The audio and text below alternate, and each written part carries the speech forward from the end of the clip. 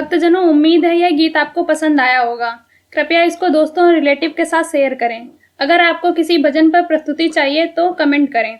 हम आपके लिए इस चैनल पर उस भजन को प्रस्तुत करने का प्रयास करेंगे। अगर आपने हमारे YouTube चैनल को सब्सक्राइब नहीं किया है तो तुरंत सब्सक्राइब करें और बेल आइकन दबाना बिल्कुल ना भूलें। धन्यवाद।